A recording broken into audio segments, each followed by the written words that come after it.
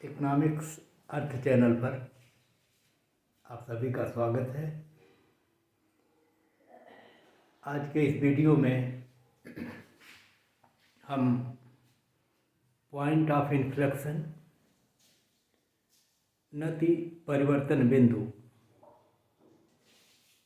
के बारे में अध्ययन करेंगे।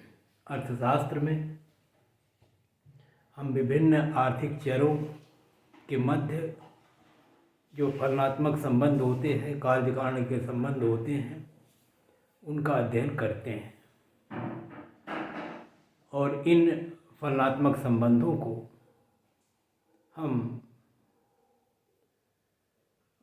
सामान्य तौर पर सबसे सरलतम रूप में वक्रों के रूप में प्रदर्शित करते हैं। और जब हम वक्र बनाते हैं इन फलनात्मक संबंधों के,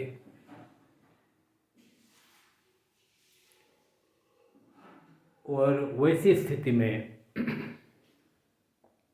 जो वक्र का आकार होता है, स्वरूप होता है, वो उत्तल हो सकता है, कन्वेक्स हो सकता है, या अवतल हो सकता है, कनकेव हो सकता है, या दोनों का मिला हुआ रूप हो सकता है। आज के इस अध्ययन में हम एक चर वाले फलनों के अध्ययन करेंगे, फंक्शंस ऑफ वन वेरिएबल, जिसका मतलब ये हुआ कि जो दो चर है वो एक दूसरे पर निर्भर है, या एक आश्रित चर है, दूसरा स्वतंत्र चर है, और स्वतंत्र चर में होने पर का परिवर्तन जो है वो आश्रित चर पर पड़ता है, और ये फलन y फंक्शन ऑफ f(x) के रूप में देखा जा सकता है, जिसमें x स्वतंत्र चर है, x में परिवर्तन होगा जिसके परिणामस्वरूप y में परिवर्तन होगा। और इस परिवर्तन को जब हम वक्रों के रूप में प्रदर्शित करेंगे तो वो वक्र विभिन्न स्वरूप ले सकते हैं, और उन्हीं पर हम आज विश्लेषण पर चर्चा करेंगे।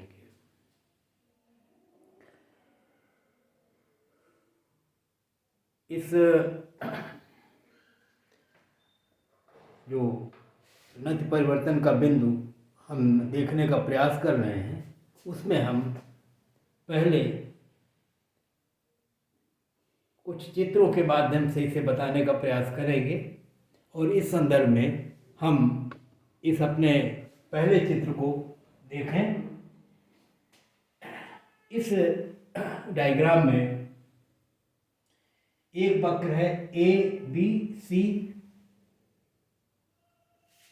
और एक वक्र है DBE, जो ऊपर का वक्र है, और दोनों के बीच में एक रेखा है, सरल रेखा है, जो एक तरह से स्पर्श रेखा है इन दोनों वक्रों की।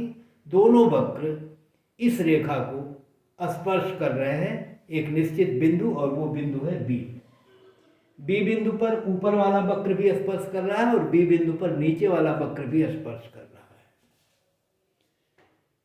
हम आपको बता दें कि इसके पहले एक वीडियो हमने बनाया है जिसमें हम कन्वेक्सिटी और कनकेविटी, अर्थात वक्रों के उत्तलता और अवतलता का अध्ययन जिसके बारे में किया गया है, और वहाँ पर सबसे सरलतम स्थिति जो बताई गई है दोनों वक्रों की, वो ये है कि किसी भी वक्र के एक बिंदु पर हम स्पर्श रेखा खींचें, और अगर स्पर्श रेखा के ऊपर पूरा वक्र हो तो वो वक्र कन्वेक्स होगा, कन्वेक्स डाउनवर्ड, मतलब नीचे की ओर वो उठा हुआ होगा।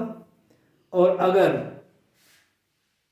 वो वक्र स्पर्श रेखा के नीचे है, संपूर्ण वक्र, तो ये कनकेव डाउनवर्ड होगा, अर्थात नीचे की ओर ये अवतल होगा।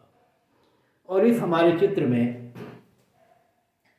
हम देख रहे हैं कि ये वक्र ABC जो है, ये वक्र के स्पर्श रेखा के ऊपर है, और वक्र जो है DBE ये उसके नीचे है। तो नीचे वाला वक्र जो है वो नतोदर है, कनकेव है, और ऊपर वाला वक्र उन्नतोदर है या उत्तल है नीचे की तरफ। और वैसी स्थिति में अब हम ये कल्पना करें कि अगर कोई ऐसा वक्र हो जिसमें ए से बी तक का हिस्सा ऊपर वाला हो और बी से ई वाला हिस्सा नीचे वाला हो, अथवा ऐसा वक्र हो जिसमें नीचे का हिस्सा डी बी हो और ऊपर का हिस्सा बी सी हो, और अगर ऐसा हो तो इस वक्र को देखिए हम यहाँ खींचने का प्रयास कर रहे हैं। इन्हीं दोनों वक्रों का आधा आधा हिस्सा ले रहे हैं, जिसमें ये दिखा रहे हैं कि ये डी बी हिस्सा नीचे का है, लेकिन आगे का हिस्सा जो है बी सी का है, बी सी का है। हम देख चुके हैं कि डी बी जो है ये वक्र नतोदर है, कनकेव है, और ये बी सी हिस्सा जो है इस वक्र का ये कन्वेक्स है, उन्नतोदर है। इसका मतलब ये जो हमारा फलन है, अगर इस तरह का कोई फलन एक्स और वाई के बीच में संबंध हो जो वक्र का जब स्वरूप ले या जब हम उसको वक्र रूप में प्रदर्शित करें तो वो वक्र डी बी सी जैसा हो, वैसी स्थिति में इस बी बिंदु के पहले वक्र जो है वो कनकेव डाउनवर्ड है, नीचे की ओर अवतल है, और इसके आगे का हिस्सा नीचे की ओर उत्तल है। इसका मतलब ये हुआ कि इस बिंदु के पहले और इस बिंदु के बाद जो वक्र का कर्वेचर है, उसकी जो वक्रता है, उसका जो टेढ़ापन है, झुकाव है, मुड़ाव है, वो बदल जाता है। एक ओर ये कनकेव है और उसके तुरंत बाद ये कन्वेक्स है। और जब किसी बिंदु पर, उस बिंदु के पहले वक्र की वक्रता दूसरी है, उस बिंदु के बाद वक्र की वक्रता दूसरी है, तो कर्वेचर चेंज हो रहा है। बी बिंदु के पहले वक्र कनकेव है और बी बिंदु के बाद जो वक्र वो कन्वेक्स है एक्स के इन बढ़ते हुए मूल्यों पर। और वैसी स्थिति में कहा जाएगा इस वक्र के इस बी बिंदु पर वक्र का कर्वेचर, जिसको हम हिंदी में नति कहते हैं, वो बदल जा रही है। और इसलिए इस बिंदु को, इस फलन या वक्र के इस बिंदु को, बी बिंदु को हम नति परिवर्तन बिंदु कहते हैं, पॉइंट ऑफ इन्फ्लेक्शन।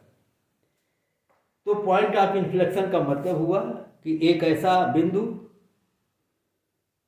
जिस पर उसके पहले वक्र का स्वरूप दूसरा होगा, अगर वो कनकेव है तो उसके बाद वाला वक्र कन्वेक्स होगा, और अगर इसका विपरीत है कि पहले वाला वक्र कन्वेक्स है तो अगला वाला हिस्सा कनकेव होगा।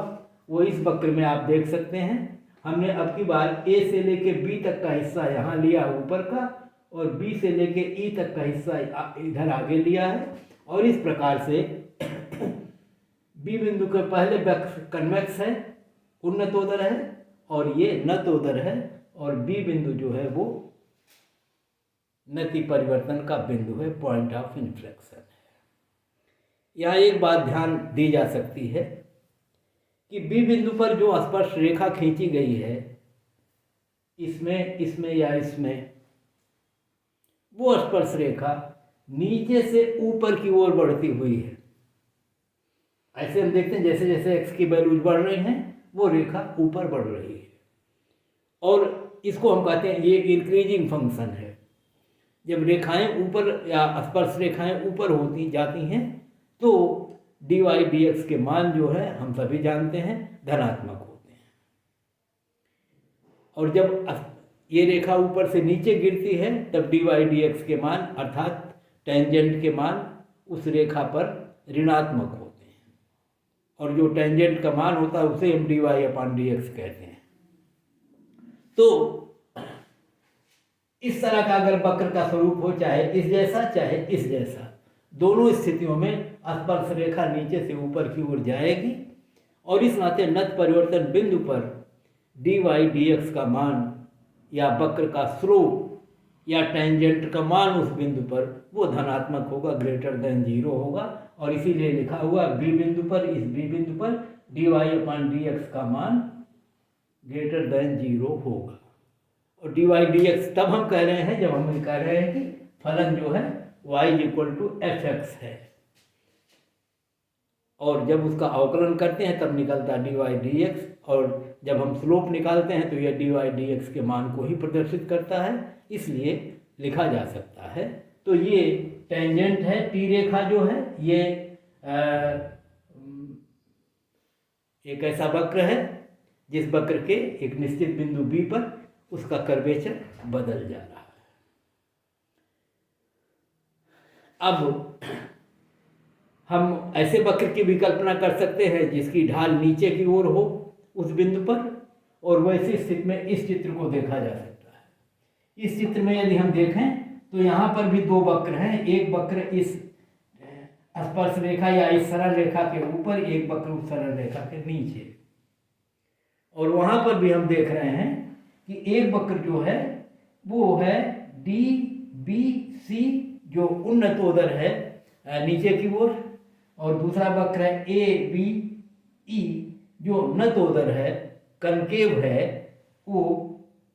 और ऐसे स्थिति में हम कह रहे हैं कि अगर एक ऐसे वक्र को हम इसमें से ढूंढने का प्रयास करें जिसका एक हिस्सा नतोदर हो और अगला हिस्सा उन्नतोदर हो, या इसका उल्टा हो, पहला उन्नतोदर हो अगला नतोदर हो, वो ऐसी स्थिति में एक वक्र बनेगा ए बी सी ऐसे, और एक वक्र बनेगा डी बी ई ऐसे।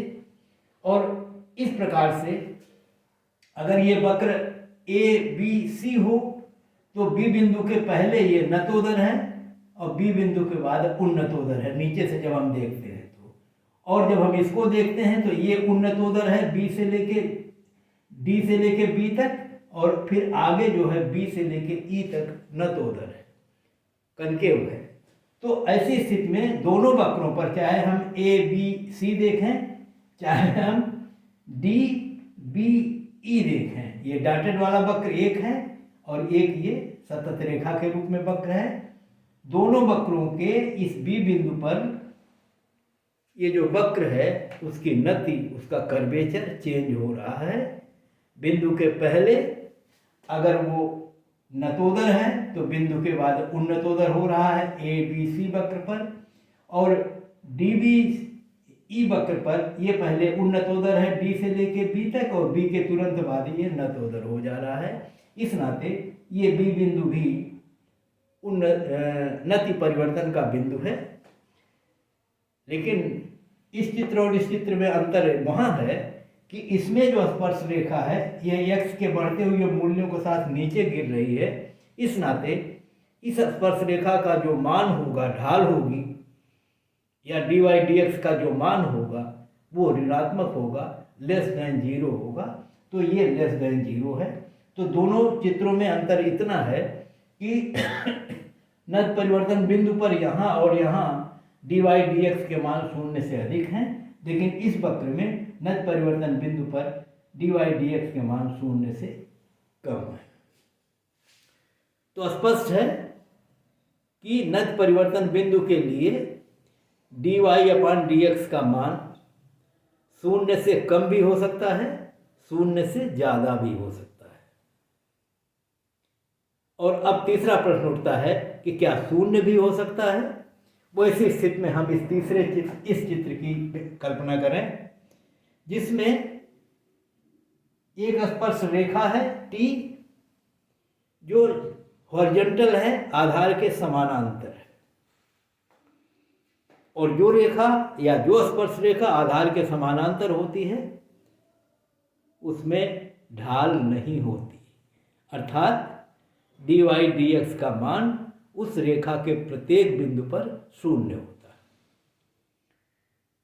और इस रेखा के एक बिंदु को हम देख रहे हैं और ये बिंदु है बी, और इस बी बिंदु पर दो वक्र बने हैं, एक उस स्पर्श रेखा के ऊपर एक स्पर्श रेखा के नीचे, और दोनों वक्र स्पर्श रेखा को इसी बी बिंदु पर स्पर्श कर रहे हैं।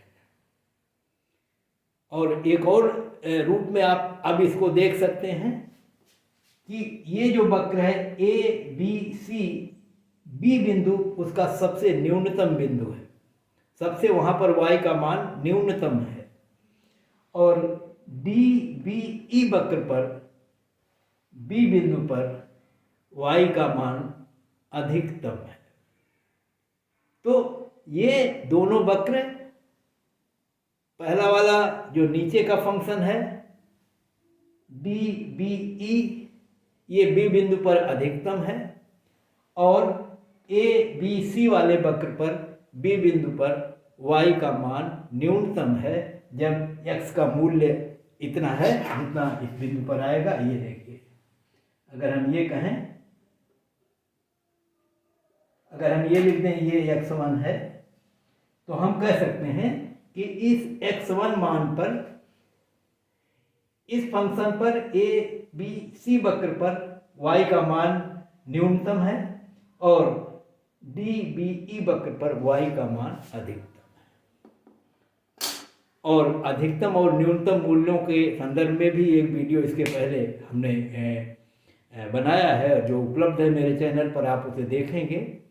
और वहाँ पर हमने देखा है कि अधिकतम और न्यूनतम मूल्य की जो स्थिति होती है, उस बिंदु पर इन फलनों के dy dx के मान शून्य होते हैं।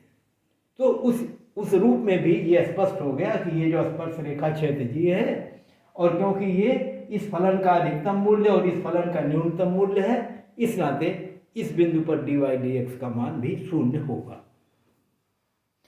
और अब इनमें से उन फलनों को या उस वक्र को हम देखने का प्रयास करें जिसमें आधा वक्र उन्नतोदर हो और आगे वाला वक्र जो नतोदर हो, या इसका उल्टा हो। तो वैसी स्थिति में वक्र की कल्पना कर सकते हैं। एक वक्र बनेगा डी बी सी, ये जो सतत लाइन है, और एक जो डॉटेड लाइन्स हैं, ये ए बी ई, एक वक्र ऐसे बनेगा। तो दोनों वक्र ऐसे बन सकते हैं। पहले वक्र में ए से लेके बी तक वक्र जो है ये डॉटेड वाले में उन्नतोदर है नीचे की ओर, और बी से लेके ई तक नतोदर। इस नाते ये पॉइंट ऑफ इन्फ्लेक्शन होगा भी, क्योंकि इस पर कर्वेचर चेंज हो रहा है। पहले उत्तल है फिर अवतल हो गया। और अगर इस वक्र को देखें तो डी से लेके बी तक नतोदर है, कंकेव है, और बी से लेके सी तक कन्वेक्स है, उन्नतोदर है। तो पहले ये नतोदर है, बी के उन्नतोदर है, इस नाते बी नत परिवर्तन का बिंदु हुआ। इनमें से एक वक्र हमने अलग करके फिर बना दिया, ये वाला डी बी सी, जो ये वक्र है ऐसे और फिर ऐसे। तो ये वक्र ऐसे और ऐसे होगा। इस बिंदु पर dy dx का मान शून्य होगा, और ये नत परिवर्तन का बिंदु होगा, क्योंकि इस पर कर्वेचर चेंज हो रहा है। उसके पहले अगर उत्तल है तो आगे जाके अवतल होगा, अगर पहले अवतल है तो आगे वाले हिस्से में उत्तल हो जाएगा। इस नाते यहाँ पर भी नत परिवर्तन का बिंदु है। अब हमने ये पाया कि नत परिवर्तन बिंदु पर dy dx का मान शून्य से अधिक भी हो सकता है, नत परिवर्तन बिंदु पर dy dx का मान शून्य से कम भी हो सकता है, और नत परिवर्तन बिंदु पर dy dx का मान शून्य भी हो सकता है। तो इसका अर्थ ये हुआ कि इस कंडीशन के आधार पर हम ये डिसाइड नहीं कर सकते कि इस बिंदु पर या इस बिंदु पर या इस बिंदु में कोई अंतर है, क्योंकि तीनों स्थितियों में नत परिवर्तन बिंदु संभव है। तो अब इन दोनों या तीनों स्थितियों को हम कैसे अलग करें? तो वैसी स्थिति में इन दोनों को दो नाम दिया गया। इन्फ्लेक्शनल पॉइंट को या पॉइंट ऑफ इन्फ्लेक्शन को दो भागों में बांटा गया। एक को कहा गया स्टेशनरी इन्फ्लेक्शनल पॉइंट, स्थिर नति परिवर्तन बिंदु, और दूसरे को कहा गया नॉन स्टेशनरी इन्फ्लेक्शनल पॉइंट, अस्थिर नति परिवर्तन बिंदु। अस्थिर का मतलब कि जो टेंजेंट का मान है उस बिंदु पर वो स्थिर नहीं है। मतलब जैसे ये बिंदु है, इस पर इसके प्रत्येक बिंदु पर टेंजेंट का मान 0 है। इस पर 0 से अधिक है, इस पर 0 से कम है। और जो स्थिर और अस्थिर में भेद किया गया और ये कहा गया कि जिस बिंदु पर dy dx का मान 0 होगा वो स्थिर नत परिवर्तन बिंदु कहलाएगा, जैसे ये बिंदु है या ये बिंदु है। लेकिन अगर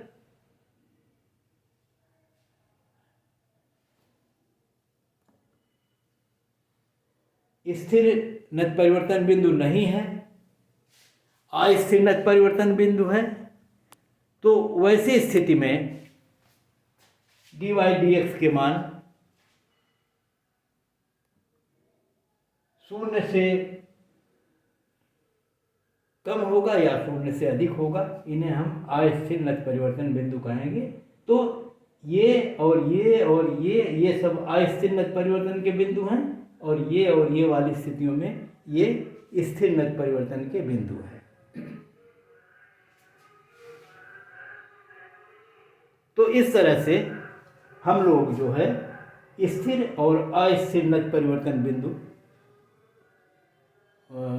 कह सकते हैं और इनको परिभाषित या इन दोनों के मध्य अंतर करते हैं। अब एक और बड़ी चीज़ ज्ञात कर सकते हैं कि और कौन सी शर्त होती है नत परिवर्तन बिंदु की। तो ऐसी स्थिति में हम लोग जो है जरा इस फलन की कल्पना करें।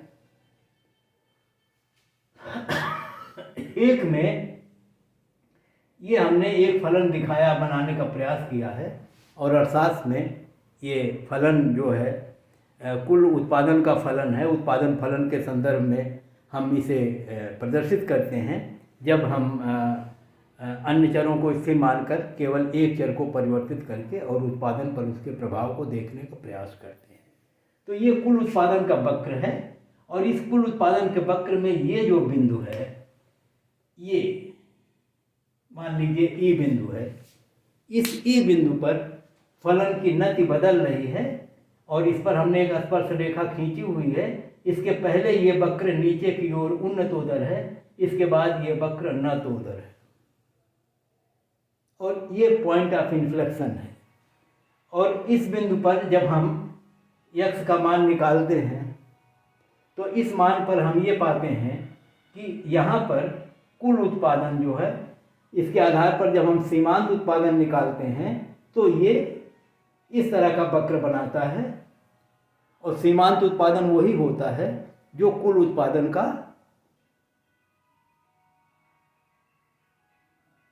अवकलन करने पर अवकलज प्राप्त करने पर प्राप्त होता है। तो ऐसी स्थिति में ये इस बिंदु पर जो x का मान है या x1, इस मान पर सीमांत उत्पादन 0 होगा। और जब सीमांत उत्पादन 0 होगा, सीमांत उत्पादन अधिकतम होगा इस बिंदु पर, और जहाँ पर अधिकतम होगा वो फलन इस प्रकार का रूप लेगा, एमपी कर्व जो है।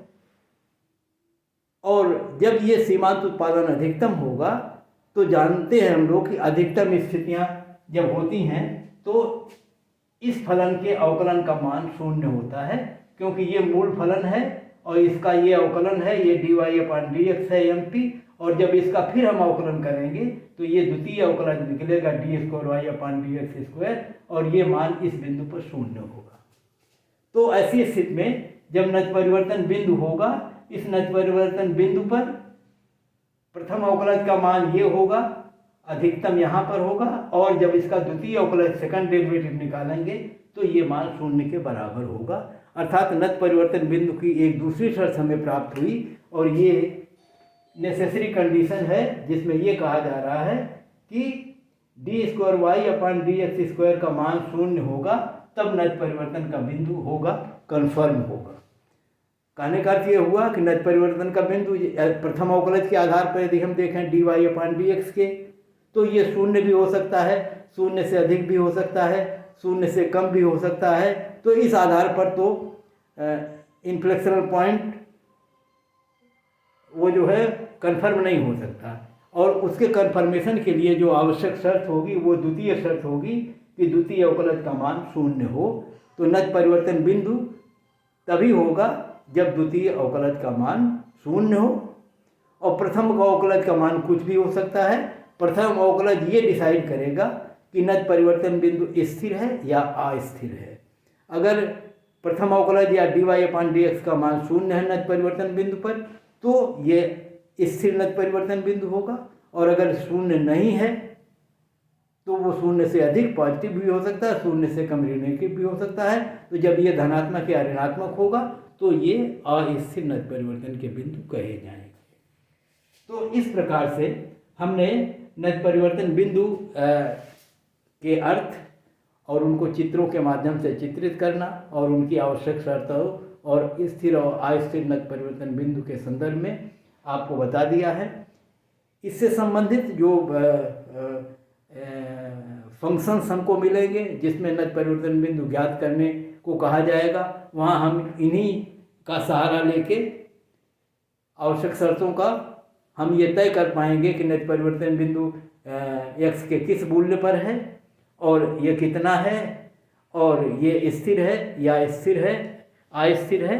और ये सारे विश्लेषण हम अपने एक किसी अगले वीडियो में पढ़ेंगे, जहाँ पर हम गणितीय समीकरणों को या फंक्शनल रिलेशंस जो हमको समीकरण के रूप में दिए जाएंगे उसमें हम नत परिवर्तन बिंदु ज्ञात करने का प्रयास करेंगे। तो आज का वीडियो यहीं समाप्त करते हैं। अगले वीडियो में फिर हम मिलते हैं किसी नए विषय के साथ।